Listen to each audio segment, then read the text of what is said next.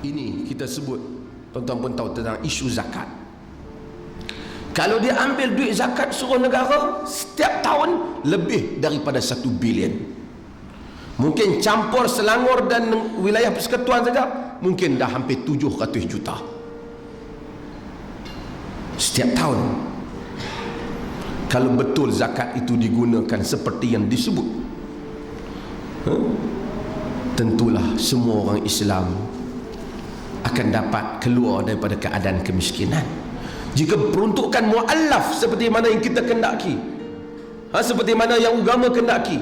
Mu'allaf tu termasuk yang kalau kita beri mungkin dia masuk Islam, kalau yang teringin nak masuk Islam, yang tak teringin tapi kalau beri mungkin masuk Islam. Hatta fuqaha masukkan yang bermusuh dengan Islam, kalau kita beri dia sokong Islam, dia pun mu'allaf. Kita hanya yang masuk Islam 20 tahun masuk pun bagi kat mu'allaf ni. Zakat yang lebih 1 bilion tak digunakan dalam erti kata yang sebenar.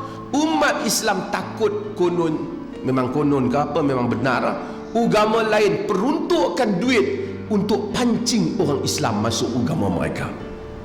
Patut mereka yang bimbang, kita pula yang bimbang. Kita pula yang bimbang. Zakat 1 bilion bukan sekali, 8 tahun. Kita bimbang.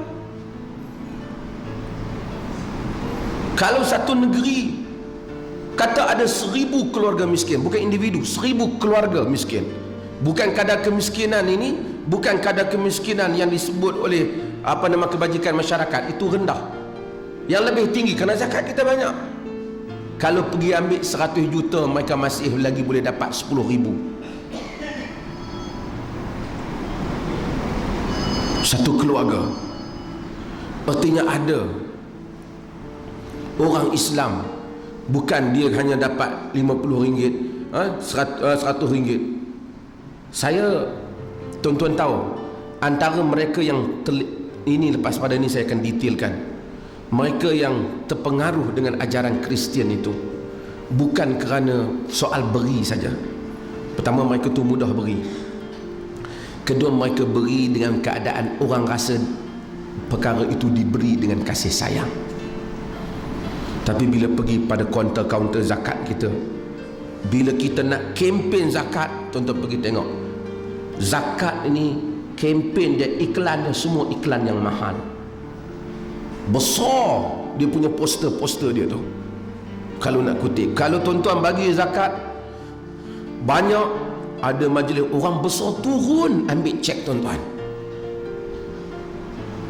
Dan sehingga kadang-kadang orang yang bagi zakat tu harap dia tak lupa, zakat tu bukan duit dia, itu memang duit fakir miskin.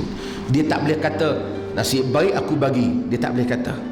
Kerana kalau dia tak bagi, dia makan peruntukan yang haram. Macam kita, kalau kita tak bagi zakat, kita makan peruntukan yang haram, yang bukan hak kita, kerana Allah telah peruntukkan untuk fakir miskin dan asnaf yang layak. Tapi tuan-tuan bolehlah, kalau tuan-tuan nak mencuba, pergilah bahagian urus zakat mana-mana, tuan-tuan cuba. Saya ni susah nak minta zakat, isi orang.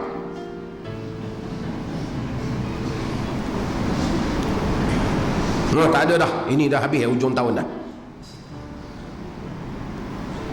Tapi bangunan mereka hebat, kereta mereka hebat. Zakat bukan untuk buat bangunan, untuk mengeluarkan orang Islam. Saya bukan kata pusat urus zakat tak ada sumbangan kebaikan, ada. Tapi kita kena kritik berapa benda. Kita kena kritik juga, kerana ini memeningkan kepala. Tuan-tuan buka dalam TV, ada program bersamamu. Setiap minggu dia orang boleh tunjuk muka yang lain yang miskin. Orang kaya di hujung dunia, bahagian urus zakat boleh jumpa supaya bayar. Takkan orang miskin yang nak roboh rumah tak boleh jumpa? Maka kita tak menjadi umat contoh. Wa kadzalika ja'alnakum ummatan wasata litakunu syuhada'a 'alan nas. Demikian kami menjadikan kamu umat wasat, umat pertengahan, supaya kamu menjadi saksi kepada sekalian manusia. Hadirin yang hadirat yang dirahmati Allah, ini adalah masalah kita. Allah akan tanya di atas zakat kita, di atas dakwah kita. Kita tak dakwah pada orang Islam, tak dakwah pada saudara kita. Bahkan badan-badan yang dinamakan otoriti agama ni, dia pantau pendakwah Islam lebih daripada pantau orang buat salah.